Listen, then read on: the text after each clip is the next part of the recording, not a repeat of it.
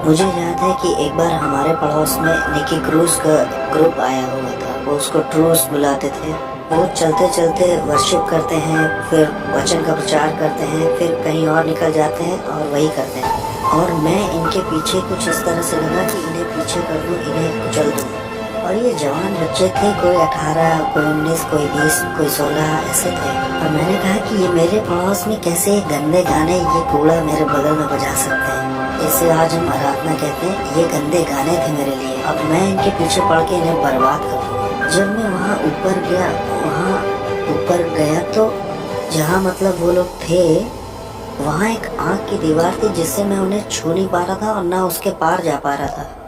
किसी चीज ने मुझे रोका। जितनी बार भी मैंने आत्मिक शक्तियों को बोला जाओ तो वो नहीं जा पाई, वो रुकती रही और मैं कभी भी उन बच्चों को छू नहीं पाया। मैंने कहा कुछ तो सही नहीं है, कुछ तो ऐसा है जो सही से नहीं हो रहा। फिर मैं वहाँ से निकल गया। मैंने कहा अब मैं इनके साथ नहीं लगूंगा, इन्हें अकेला छोड़ देता हूँ। ठीक है, ये पहला राउंड जीत गए। तो क्या इस वक्त आत्माएं हमें देख रही हैं? हाँ, वो हमें देख तो रही हैं। हाँ, वो देख रही हैं। तो हम सुरक्षित हैं? हम सुरक्षित हैं? हाँ, हम सुरक्षित हैं। हम यीशु के लहू में ढके हुए हैं। यीशु के खून जैसा कुछ भी नहीं है हमें। वो हमें छू नहीं सकते। हमारे पास सुरक्षा का बाड़ा है। हमारे चारों ओर सुरक्षा का बाड़ा है भाई। हम यहाँ आ सकते हैं और हम यहाँ की दुष्ट आत्माओं के पीछे भी पड़ सकते हैं और हम इस जमीन को यीशु के नाम से श्राप भी दे सकते हैं और शैतान हमारा कुछ कर भी नहीं सकता। मेरे पास बहुत पैसा था, बहुत बढ़िया कारें, बहुत सुंदर लड़कियां थी। मेरे पास दुनिया का सब कुछ था। मेरे पड़ोसी मुझसे डरे हुए थे क्योंकि जो मैं था वो कहते थे तुम इससे उलझोगे तो तुम्हारे घर के लोग मरेंगे। तुम इससे उलझे तो ये बंदूक में चलाएगा, ये सोते में मार देगा सबको। मेरे बाप शैतान ने मुझे बहुत बढ़िया चीजें दी थी, ऐसी ताकत दी थी कि लोग मुझसे डरते थे जैसी मैं सोच भी नहीं सकता। यहाँ तक कि पुलिस भी मुझसे डरती थी। मेरे पड़ोस की सिक्योरिटी भी डरती थी। लोगों को ये मालूम था कि ये शैतान का बच्चा है, ऐसा कहते थे लोग। मैंने कई क्रिश्चियंस को घुटने पिला दिया, दुआ के लिए नहीं, क्योंकि उनमें ताकत ही नहीं थी। इसलिए नहीं कि आपका परमेश्वर ताकतवर नहीं था, मुझे गलत मत समझिए। परमेश्वर तो ताकतवर था लेकिन बर्तन कमजोर था। बर्तन का कोई प्रार्थना का जीवन नहीं, ना कोई उपवास का जीवन और ना परमेश्वर से इसका संबंध सही है। ये व्यक्ति भक्त जैसा बस बाहर से दिख रहा है लेकिन कोई शक्ति नहीं है। ये व्यक्ति कमजोर है और इसके जीवन में कुछ हो भी नहीं रहा है। इसके पास बाइबल भी है, इसके पास कपड़े भी सही हैं, इसके वस्त्र सही हैं, लेकिन इसका कोई जुड़ाव नहीं है यीशु के साथ, क्योंकि ये उसकी इच्छा से बाहर है, उसकी प्रतिज्ञाओं से बाहर है और इसके डिवाइन पर्पस से भी बाहर है। इसलिए मेरा उस पर अधिकार है। मैं उसको गुलाम की तरह बना लूंगा, मैं उसे तोड़ दूंगा, उसके साथ तंत्र मंत्र करूंगा। मैं करता जाऊंगा एक मसीही से दूसरे मसीह, एक चर्च दूसरा चर्च, कई सारे। मैं हर वो चीज गिराता जाता जो यीशु के क्रूस को दिखाती थी।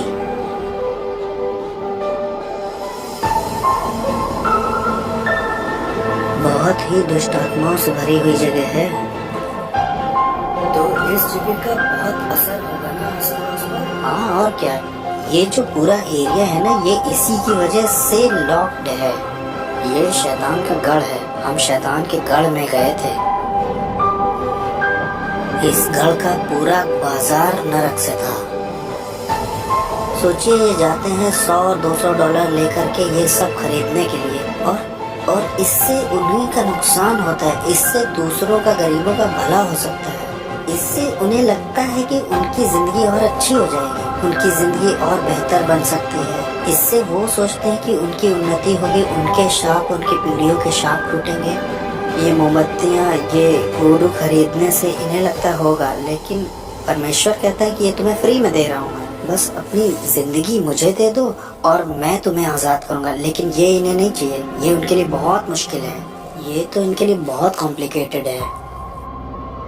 लोग इस तरह की जगह में आते हैं, $200 भी खराब करते हैं और जिंदगी सोचते हैं अच्छी हो जाएगी और बहुतायत से भर जाएगी। हेटी के ऊपर जो दुष्ट आत्मा है उससे मेरा कांटेक्ट था। उसका नाम है कैंडेलो। उससे मेरा संपर्क था और मियामी के दुष्ट आत्माओं से भी संपर्क था। अफ्रीका की दुष्ट आत्माओं से भी था। न्यूयॉर्क के ऊपर जो हवा के हाकिम है उनसे भी था, कुछ और भी थी जो दुनिया भर में जाना चाहती है। यहाँ पे एक सड़क है, वहाँ दूसरी दुष्ट आत्माएं हैं, हाकिम है। 42 नंबर की सड़क पर जो दुष्ट आत्मा है वो यहाँ आना चाहती थी।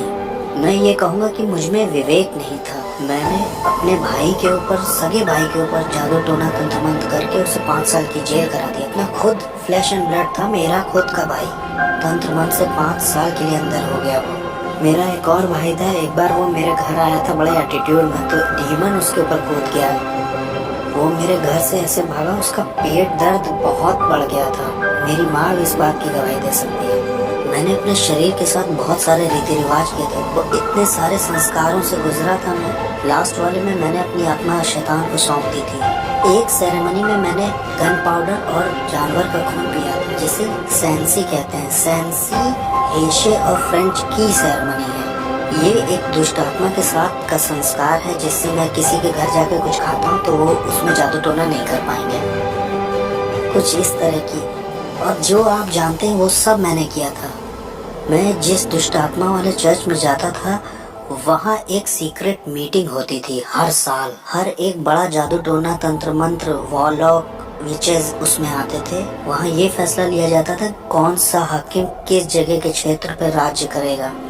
हम कलीसिया से ज्यादा संगठित यानी ऑर्गेनाइज्ड थे। अंधेरे का जो साम्राज्य है वो यीशु मसीह की कलीसिया से ज्यादा ऑर्गेनाइज्ड है। हमें पता था सेरेमनीज कैसे करनी है। अगले साल की तैयारी इस साल के खत्म होने से पहले ही हो जाती थी। यहाँ क्रिश्चियंस 1 घंटे के लिए प्रार्थना नहीं करना चाहते हैं। यहाँ क्रिश्चियंस का लगातार वाला रिश्ता नहीं है चर्च में परमेश्वर के साथ। मैंने 1 साल का रेस्ट भी लेना चाहा जा, और शैतान ने 1 साल के लिए मेरी आंखों की रोशनी ले ली।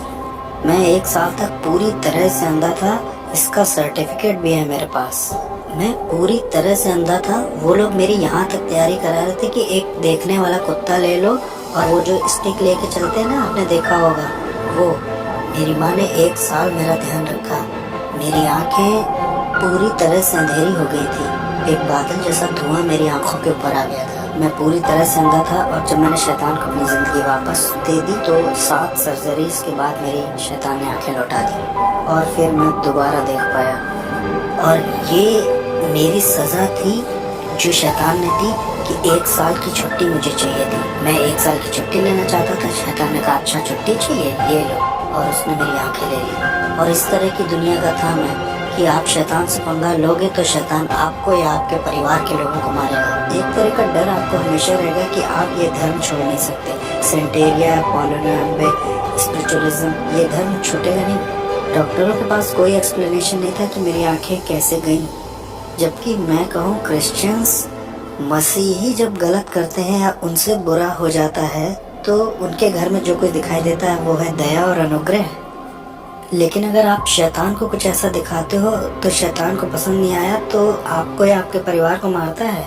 मुझे याद है एक बार एक औरत को शैतान ने कहा इस आदमी से मत मिलना। उसने परवाह नहीं की क्योंकि वो उससे प्यार करती थी। इसलिए शैतान ने एक दुष्ट आत्मा एक ऐसे इंसान के अंदर भेजी जो सड़क पर रहता था। उसने हथौड़े से उस औरत के सिर पर 17 बार वार करके मार दिया। एक बार मैं अपने घर में बैठा हुआ था, बहुत अमेजिंग था। मैं नाइट क्लब से लौट के आया था। मैं टीवी पर जेरी स्प्रिंगर नाम का एक शो देख रहा था। वो बड़ा अजीब सा शो है। लोग उसमें एक दूसरे को मारते हैं और मुझे उसमें बड़ा मजा आता था। मजे लेके मैं उसे देख रहा था, हंस रहा था, और मैंने एक आवाज सुनी, बेटे मैं जल्दी आ रहा हूँ, तुम अपनी जिंदगी से क्या करोगे। एक सुनने वाली आवाज बहुत शार्प उस कमरे से आई थी। मैंने सोचा कि शायद टीवी से आई है। मैंने कहा ये टीवी से नहीं आई है क्योंकि यहाँ तो लोग लड़ रहे हैं, एक दूसरे को मार रहे हैं। मैं शैतान की भी आवाज पहचानता था। शैतान के साथ तो मैं ऐसे बैठा था जैसे आपके साथ बैठा हूँ। कभी वो इंसान के रूप में भी आता था, कभी वो कमरे में उसकी उपस्थिति आती थी। उसकी उपस्थिति आते ही कमरे का माहौल बदल जाता था। वो मेरे सामने बैठा करता था और मैं कॉन्शियस से बात करता था। हम रात भर ऐसे बात किया करते थे। मुझे उसकी आवाज पता थी। ये मुझे ऐसे पता था जैसे आपको अपने हाथ पैर पता है। मुझे हर एक हाकिम के बारे में जो कनाडा पे या अमेरिका पे या कहीं का भी हाकिम हो पता था उसके बारे में। हर प्रिंसिपलिटी जो किसी मजहब की थी वो भी मुझे पता थी, चाहे वो कोई ऑकल्ट हो, न्यू एज हो, बुद्धिज्म हो, इस्लाम हो। सेंटेरिया हो या स्पिरिचुअलिज्म हो, मुझे हर एक दुष्ट आत्मा का पता था। हर एक हाकिम के प्रिंसिपैलिटीज का मार्क मेरे पास था, जमीन की दुष्ट आत्माओं का भी और शैतान का, इजबेल का। मैं हर एक के नाम बता सकता हूँ जिनके नाम आप भी नहीं जानते होंगे। मैं उनको नाम से जानता था, लेकिन ये आवाज उन सब आवाजों से बहुत अलग थी।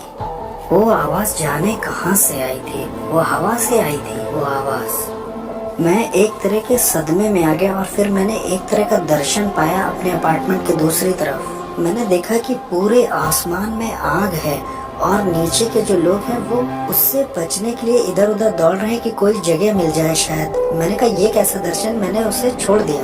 और फिर मुझे याद है जब मैं सोने गया, बहुत गहरी नींद थी और मैंने टी शर्ट मुंह पे डाली, मैं सो गया और मैंने देखा कि मैं एक ट्रेन में हूँ, उसमें बहुत सारे लोग हैं। मैं तो समझ ही नहीं पा रहा था मैं ट्रेन में क्या कर रहा हूँ।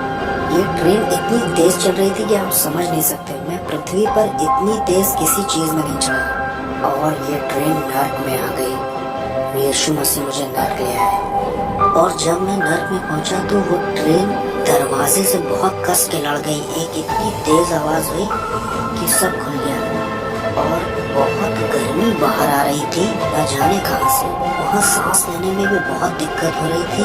मैं ट्रेन से जैसे बाहर आया तो उसमें जो लोग थे उनके चेहरे नहीं दिख रहे थे, लेकिन उनके चेहरे पर डर दिखाई दे रहा था। वो डर आप महसूस कर सकते थे। ये डर इस बात का था कि आप वहाँ से कभी बाहर नहीं निकलेंगे और ये जगह पूरी भरी हुई थी। तो मैंने कहा मैं यहाँ के लिए नहीं बना हूँ, मैं यहाँ नहीं मर सकता ना, मुझे यहाँ नहीं मरना, ये मेरे लिए नहीं है।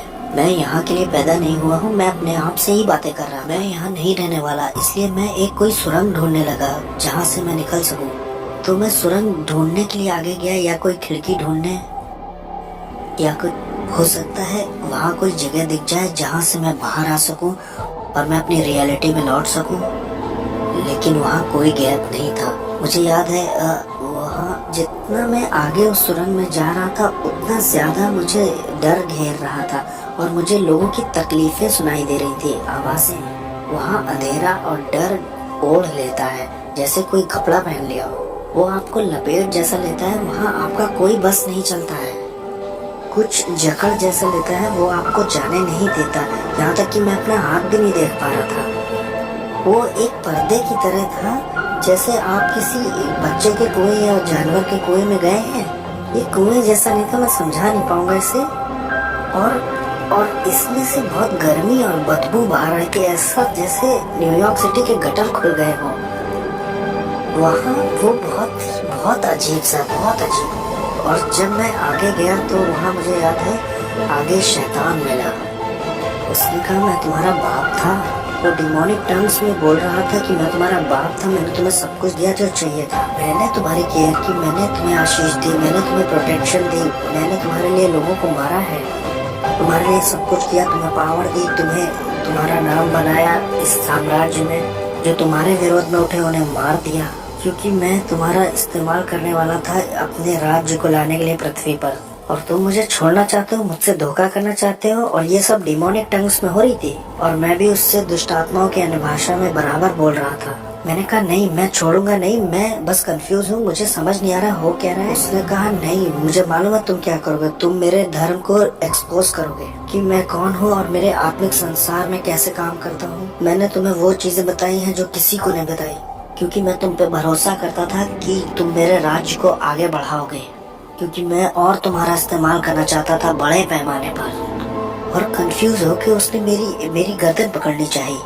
और जैसे ही मुझे मारने के लिए उसने गर्दन पकड़नी चाहिए, एक क्रॉस मेरे हाथ में यीशु मसीह का आया।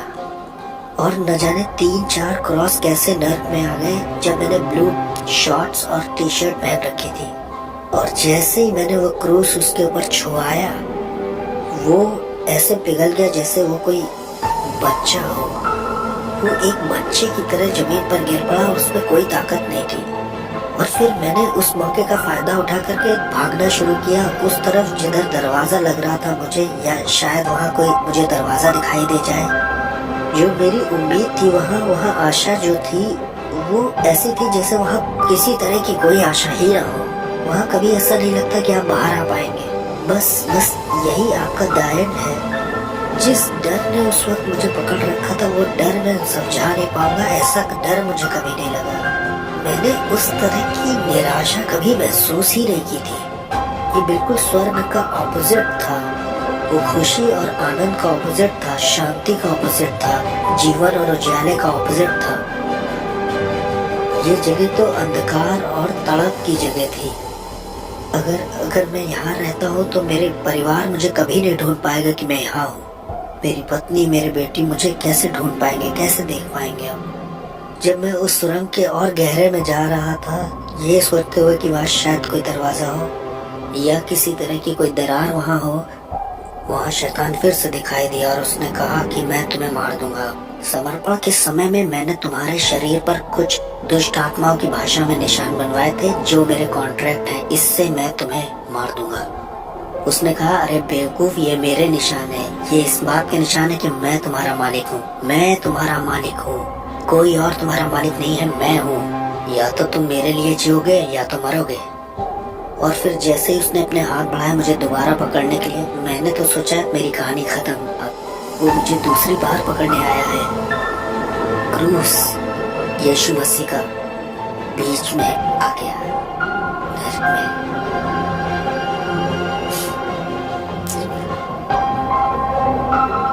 कोई प्यार नहीं है क्रूस से बढ़ के जो मेरे जैसे पापी के लिए आए नरक में।